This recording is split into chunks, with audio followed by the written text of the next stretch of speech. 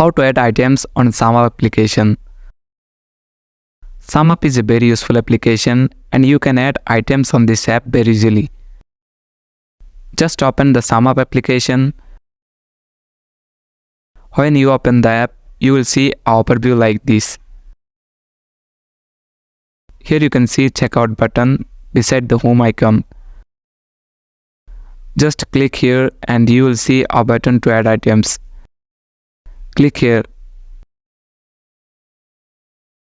Then for each item, enter the details such as the name, quantity and the price.